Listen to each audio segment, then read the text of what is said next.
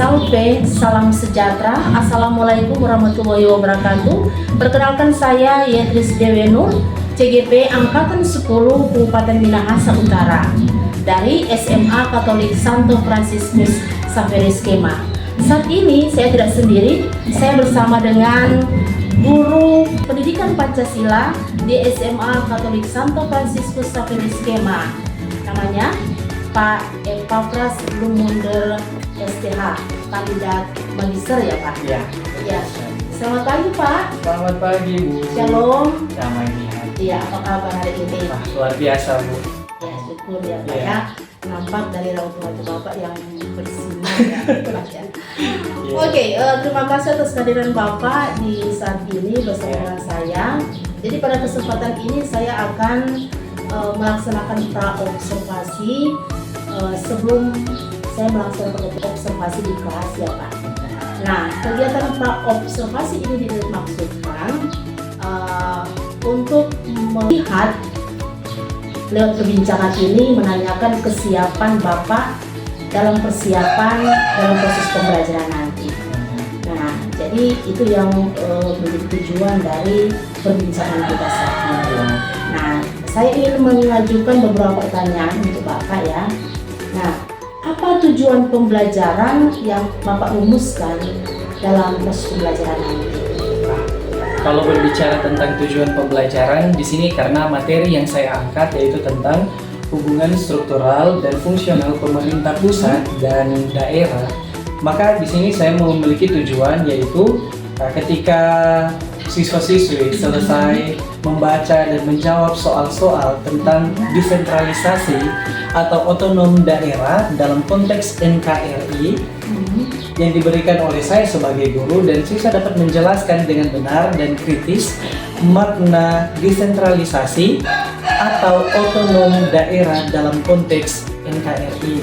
Kemudian selama di dalam pembelajaran saya melakukan kolaborasi kerja kelompok antar siswa sehingga dapat menunjukkan kelebihan masing-masing dan kekurangan dalam penerapan desentralisasi otonom daerah yang ada di Indonesia.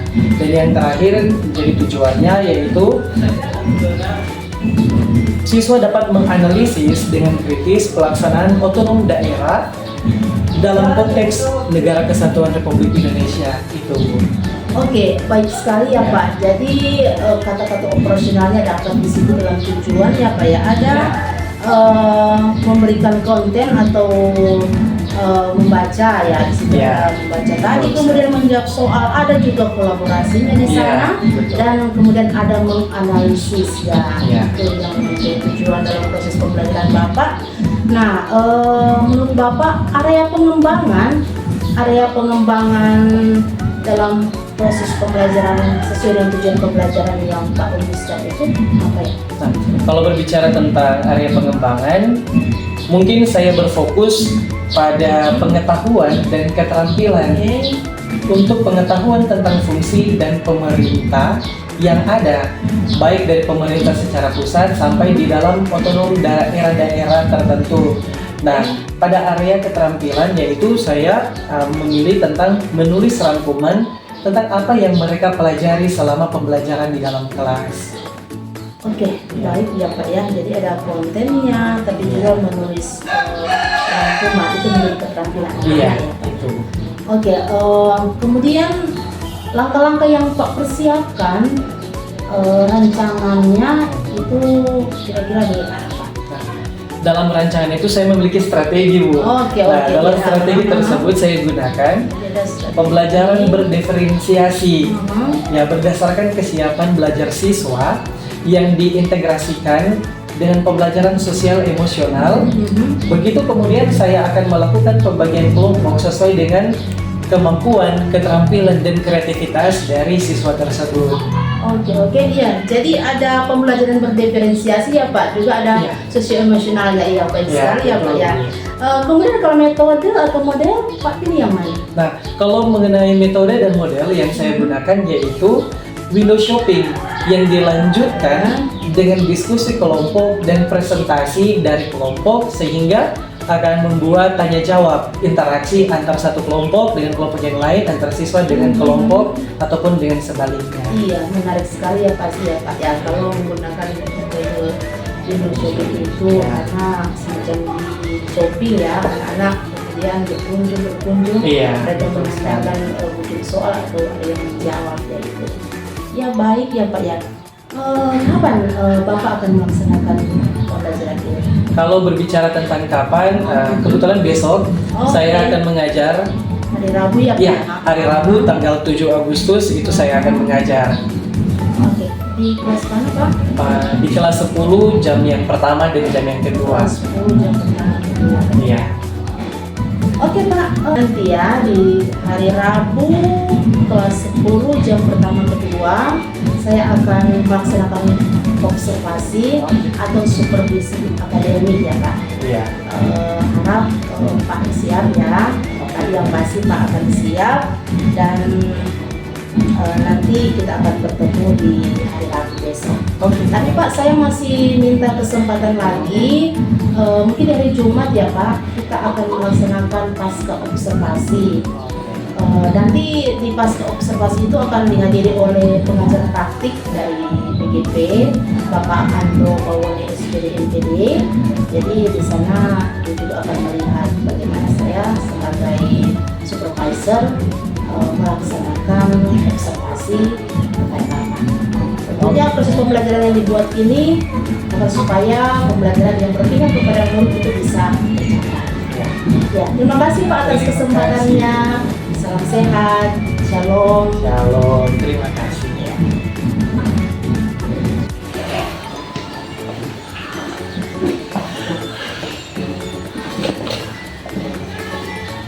Berdiri.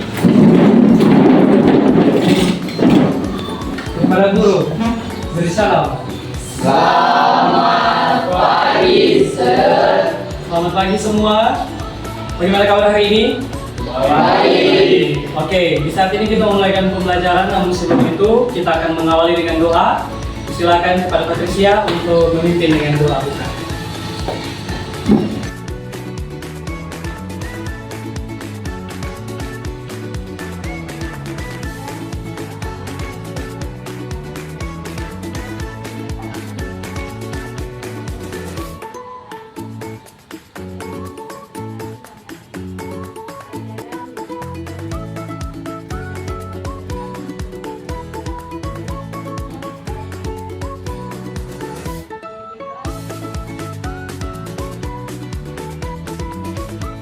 Oke, sebelum kita memulaikan pembelajaran di saat ini, saya akan membaca absen.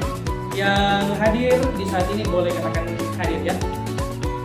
Aldi Heru, Andre Tanjawa, Dwi Arens. Kenapa Dwi Arens? Dwi Arens sakit. Oke. Sejak kapan Dwi sakit? Kemarin. Dari kemarin. Kalau begitu kita boleh sama-sama kita berkunjung ke rumah Dwi untuk menjenguk dia yang sedang sakit. Harvey, Jessica, sakit. Sebelum kalian duduk, kita bernyanyi terlebih dahulu. Bernyanyi sama-sama ya.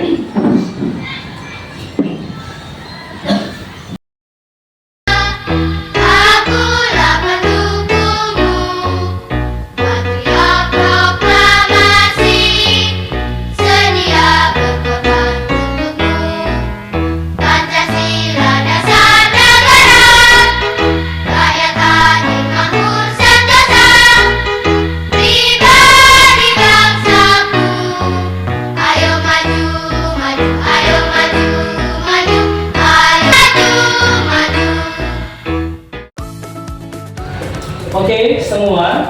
Di saat ini kita kembali dengan pelajaran pendidikan Pancasila. Dan di saat ini kita akan membahas tentang hubungan struktural dan fungsional pemerintahan pusat dan daerah. Nah, sebelum kita memulai pembelajaran kita di saat ini, ada hal yang penting. Mari orang menulis bersama-sama keyakinan kita di dalam kelas. Nanti saya akan bagikan sticky notes ini. Kemudian ketika kalian selesai menuliskannya, kalian akan menempel kolom keyakinan kelas ini. Boleh? Oke, silakan kepada kalian untuk menulis keyakinan di dalam kelas kita saat ini.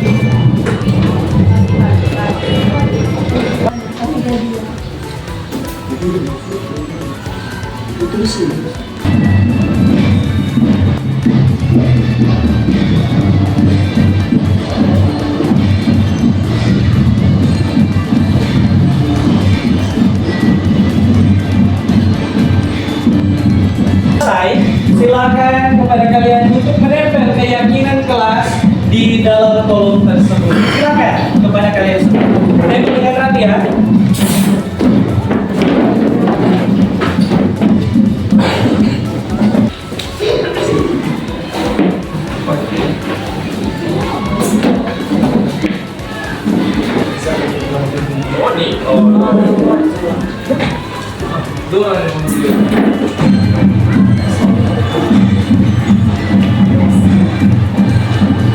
Di saat ini kalian sekalian sudah menuliskan keyakinan di dalam kelas, dan kita akan baca bersama-sama apa saja keyakinan di dalam kelas yang perlu kita ikuti bersama-sama.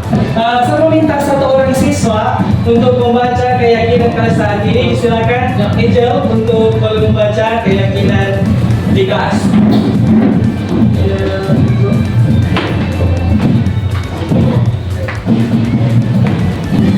Bicara saat guru menjunjung tinggi kejujuran dan integritas dalam semua aspek pembelajaran. Berpartisipasi aktif dalam proses pembelajaran dengan bertanya, berdisiplin dan mencari jawaban. Menghormati, menghargai perbedaan latar belakang pemikiran dan gaya belajar. Setelah selesai pembelajaran ditutup dengan doa. Menghormati guru yang sedang berbicara. Oke, dan ini keyakinan kita di dalam kelas. Jadi diharapkan kepada kita sekalian boleh mengikuti apa yang menjadi keyakinan kita di dalam kelas. Oke. Oke, di saat ini kita akan mulai pertama dengan tujuan pembelajaran kita. Apa sih tujuan ketika kita belajar bersama-sama tentang materi ini? Nah, kita akan melihat bersama-sama tujuan pembelajaran, yaitu yang pertama, agar supaya kalian sebagai siswa dapat menjelaskan dengan kritis makna desentralisasi atau otonom daerah dalam konteks Negara Kesatuan Republik Indonesia. Nah, yang kedua, selama kerja kelompok secara kolaboratif di kelas dapat menunjukkan kelebihan dan kekurangan penerapan desentralisasi di Indonesia. Yang ketiga, tujuan pembelajaran kita yaitu selama kerja kelompok secara kolaboratif di kelas, siswa dapat menganalisis dengan kritis pelaksanaan otonomi daerah dalam konteks Negara Kesatuan Republik Indonesia. Dan yang terakhir, selama kerja kelompok secara kolaboratif di kelas, siswa dapat menguraikan tujuan otonomi daerah di Indonesia. Nah, inilah tujuan kita ketika kita belajar bersama-sama tentang materi yang kita pelajari di saat ini mengenai hubungan struktural dan fungsional pemerintah daerah dan pemerintah pusat. Nah, di sini saya akan memberikan penjelasan secara singkat apa sebenarnya berbicara tentang desentralisasi daerah tersebut. Nah, kita melihat pertama-tama apa sebenarnya desentralisasi. Desentralisasi ini yang berasal dari bahasa Belanda, yaitu de, yang artinya lepas, sedangkan sentrum artinya pusat. Jadi dengan demikian desentralisasi berarti sesuatu hal yang terlepas dari pusat. Nah, ketika kita melihat bersama-sama berbicara tentang desentralisasi ialah sesuatu hal yang lepas dari pusat. Tetapi berbicara tentang desentralisasi otonom daerah bukan berarti segala kebijakan terserah semua yang dianut atau yang dilakukan oleh pemerintah daerah. Tidak. Semua itu ada pengawasan juga dari pemerintah pusat. Dan kita melihat bersama-sama di saat ini. Nah, desentralisasi atau otonomi daerah di Indonesia adalah gerakan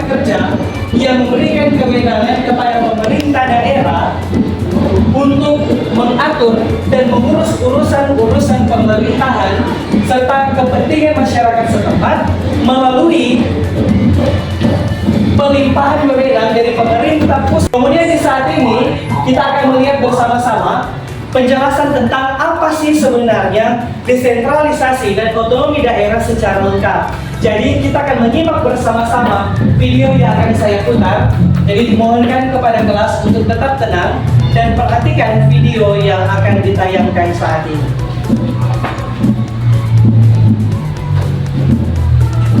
Ingat ya, catatan penting.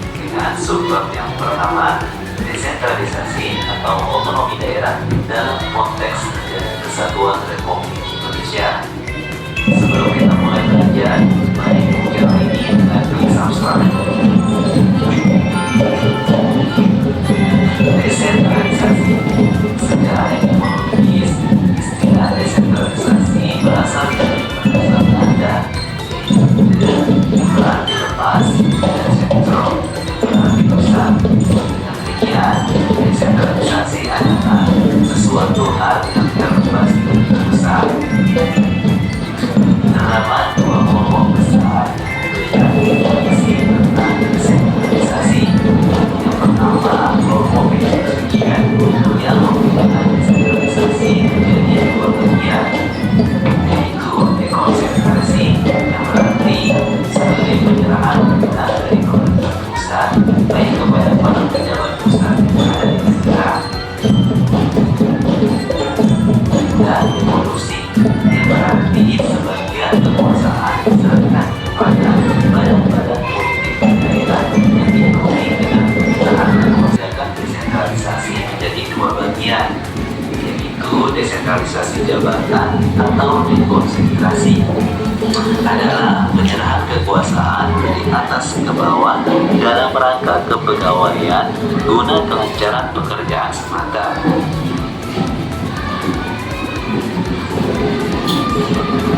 Dan desentralisasi ketatanegaraan melaksanakan tugas atas nama pemerintah pusat. Nah, dengan demikian, dekonsentrasi adalah pelimpahan wewenang dari pemerintah pusat kepada daerah otonom sebagai wakil pemerintah atau perangkat pusat daerah.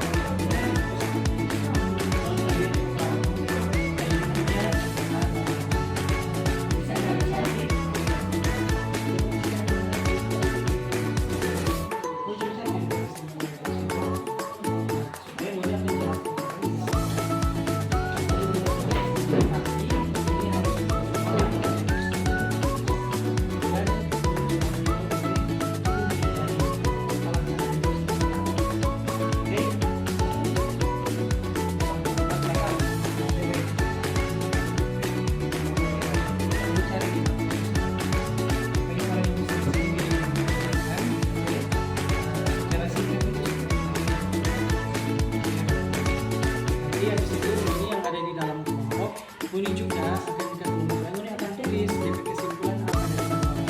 Jadi sebentar.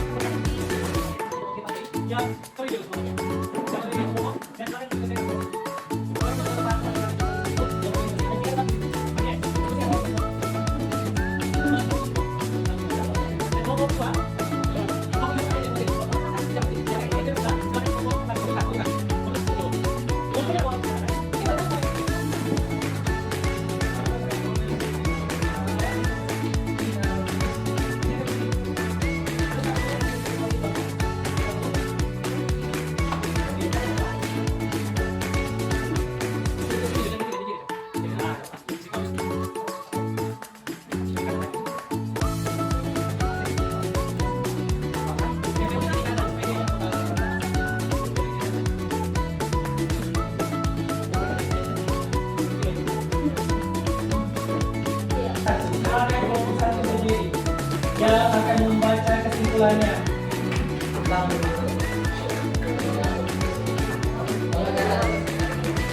Kami dari kelompok 1 akan membaca hasil dari kesimpulan makna desentralisasi dan Dari kelebihan dan kekurangan penerapan desentralisasi Indonesia. Kelebihan desentralisasi yaitu Jadi di saat ini orang SPG berupa ke hari waktu MPLS. Waktu MPLS terlebih itu terang tepuk tangan. Masih ingat? Kalau saya bilang selamat pagi berarti dia lakukan berapa kali? 3. Selamat pagi. Kalau selamat siang? Selamat malam? Iya. Sudah, cuma 3 itu. Oke, kita coba dulu ya eksperimen. Selamat pagi. Pagi. Siang. Pagi. Pagi siang. Berarti kalau pagi siang berarti pagi. Pagi.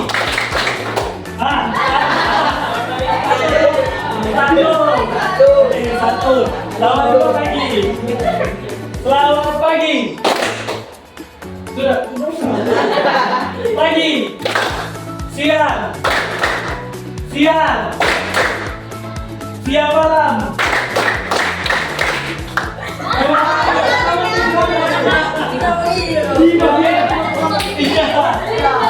Oke. Tambah satu lagi. Terus tambah satu supaya 4 orang. Pagi.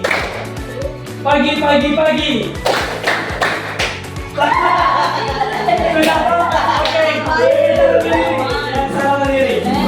Yang salah diri. Yang cewek akan menyanyi pegang kartu, yang cowok akan menari pegang kartu.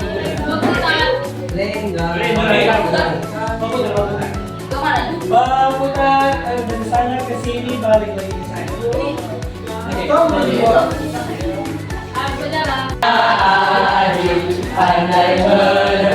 Sekali lagi, balik kemana? lenggang kaku kira padawan beginilah nasib beruntung punya hati pandai menari. Oke, silakan duduk.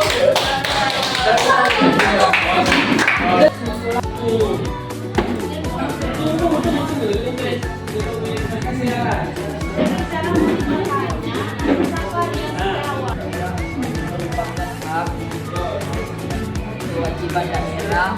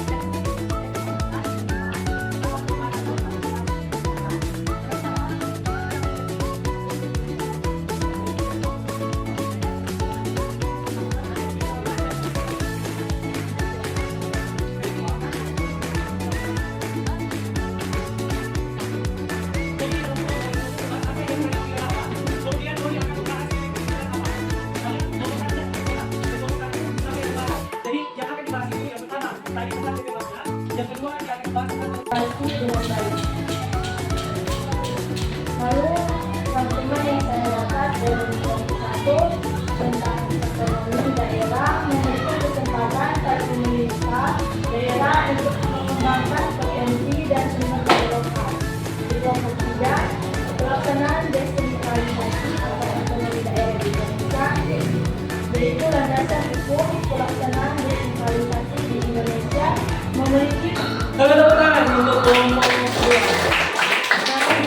Kesempatan bagi kelompok 3 untuk menyampaikan apa yang menjadi kesimpulan dari hukum.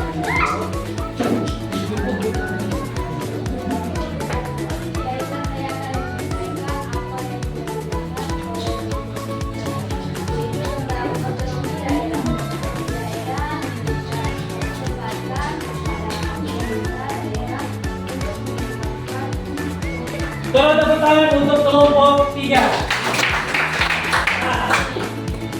Silakan duduk.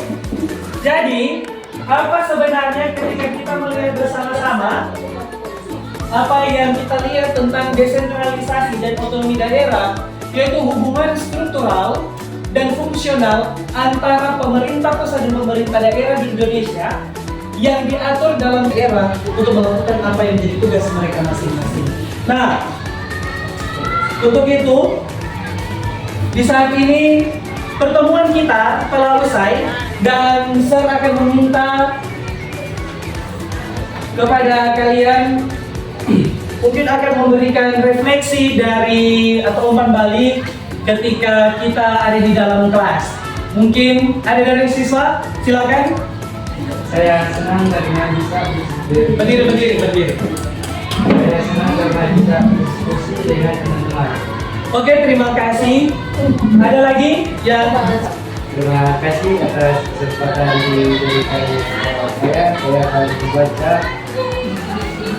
memberikan. Saya Salam, shalom, assalamualaikum warahmatullahi wabarakatuh. Om Swastiastu, Namo Buddhaya, salam kebajikan. Senang sekali saya bisa hadir kembali saat ini di pasca observasi. Saya Yetristina Wenu, CGP Angkatan 10 Kabupaten Minahasa Utara dari SMA Katolik Santo Fransiskus Xaverius Kemah. Saat ini saya tidak sendiri, saya bersama dengan Pak Epafras Lumunder STH. Beliau adalah guru yang diobservasi. Ya, selamat pagi Bu. Pagi Pak. Dan juga bersama saya pengajar praktik Bapak Andro Bawone, pengajar praktik CGP Angkatan 10 Kabupaten Minahasa Utara. Ya, selamat siang Bapak-bapak, Pak Andro dan Pak Epafras. Selamat siang. Iya, pada kesempatan ini di kegiatan pasca observasi kita akan berbincang tentang kegiatan yang sudah dilaksanakan oleh Pak Epafras dalam pembelajaran pekan yang lalu. Ya, tujuan dari percakapan kita ini adalah untuk mereview sejauh mana proses pembelajaran yang sudah Pak laksanakan dalam kegiatan observasi yang lalu, tetapi juga menjadi refleksi terhadap pembelajaran praktik mengajar yang sudah Pak laksanakan. Ya, bagaimana perasaan Pak ya ketika kegiatan observasi itu dilaksanakan dalam proses pembelajaran pekan yang lalu? Kalau bicara tentang perasaan, jujur Bu sedikit gugup ya, karena ini terhitung pengalaman yang baru juga untuk saya. Maka saat masuk dalam kelas itu ada perasaan sedikit gugup, tapi bersyukurnya sementara jalannya kelas, kegugupan itu mulai menurun. Oh iya, SD gugup ya. Tapi waktu kegiatan observasi kali lalu saya tidak melihat Bapak gugup ya. Sepertinya dari awal sampai terakhir Pak mengalir saja dalam pembelajaran dan sepertinya berlangsung dengan baik ya Pak ya. Bersyukur ya Bu. Terima kasih Pak. Nah, Pak bisa menceritakan kembali area pengembangan dalam proses pembelajaran, termasuk juga strategi, mungkin ada metode, model yang Pak gunakan di sana. Nah, kalau berbicara tentang strategi model yang dikembangkan itu, di situ saya melihat juga dari tahapan yang ada, dari pengetahuan dan keterampilan. Nah, dalam pengetahuan dan keterampilan situ saya menerapkan tentang pembelajaran berdiferensiasi. Nah, kalau mengenai tentang pengembangan tentang pengetahuan, di situ saya memfokuskan tentang bagaimana siswa dapat berpikir secara kritis tentang bagaimana hubungan dan fungsi tentang desentralisasi atau otonom daerah, serta siswa itu mampu dapat menganalisis dengan kritis tentang bagaimana sih sebenarnya desentralisasi daerah tersebut. Nah, kemudian dari keterampilannya, saya membuat siswa agar supaya mereka semacam market nih. Nah, dari market tersebut, siswa dari satu tempat ke tempat yang lain, mereka mencari apa sih yang harus mereka dapati dari tempat tersebut. Dan dari siswa yang ada di kelompok tersebut, mereka dapat menjelaskan apa yang mereka miliki, sehingga dari apa yang mereka miliki itu dapat dikembangkan dengan apa yang mereka miliki sebelumnya di dalam kelompok mereka. Iya. Jadi ada pengembangan itu ada pada pengetahuan tetapi juga keterampilan. Iya, benar. Iya, kemarin saya melihat Pak menggunakan metode window shopping Iya, betul sekali. Ya. Anak-anak sepintas saya lihat itu antusias dalam belajar. Nah, ketika Pak mengembangkan pengetahuan dan juga keterampilan, apakah ada kendala-kendala yang dihadapi Pak? Ya, kalau berbicara tentang kendala pasti ada ya Bu, tentang kendala. Kalau berbicara tentang kendala mungkin siswa-siswi masih ada yang kurang aktif dan kreatif di dalam berpartisipasi di kelas.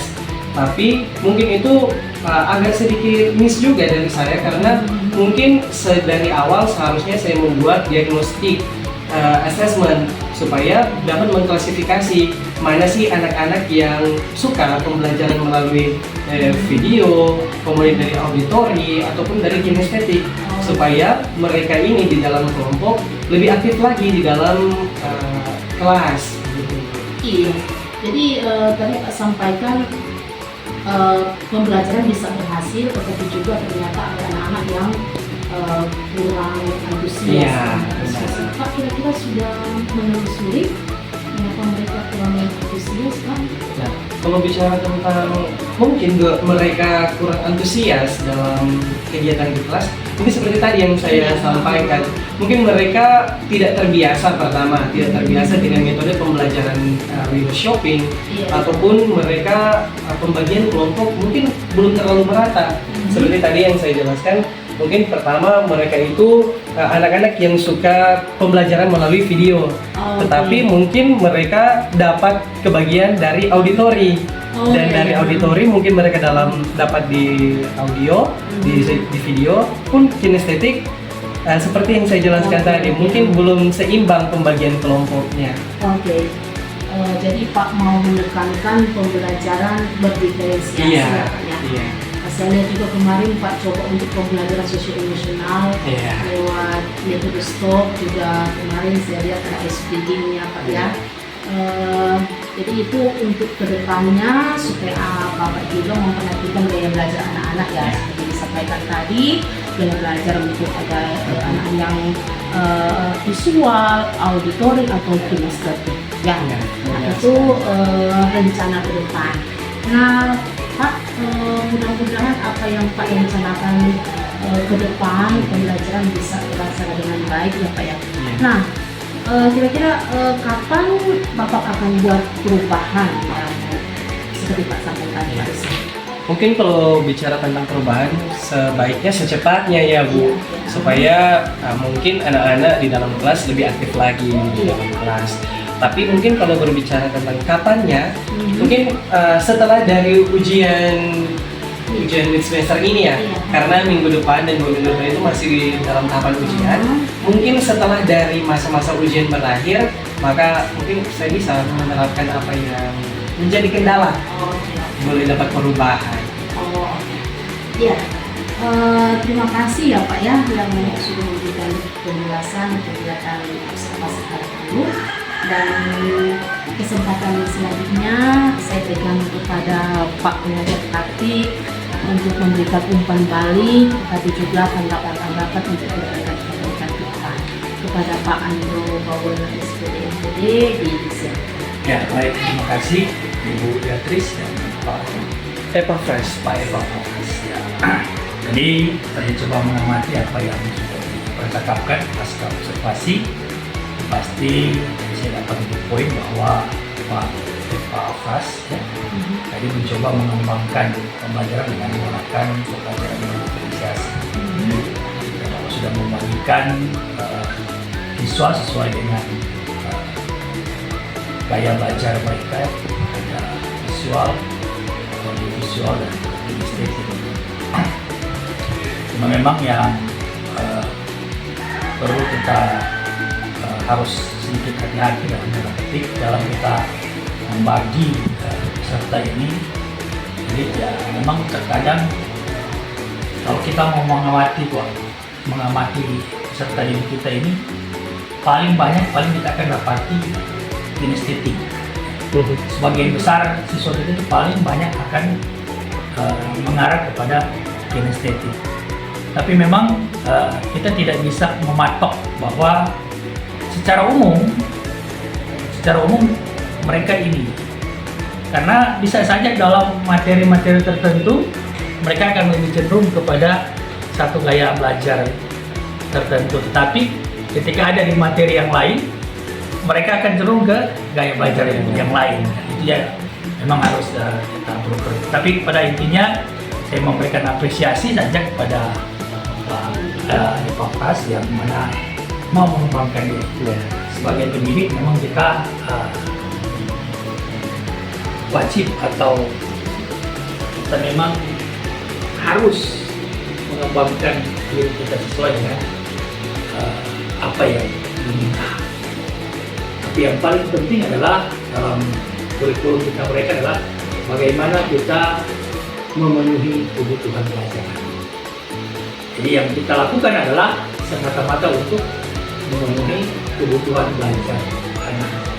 Metode apapun, cara apapun yang kita pakai dalam pembelajaran, pada intinya semuanya itu hanya untuk kebutuhan belajar daripada anak kita. Kalau mereka butuh ini yang kita sajikan.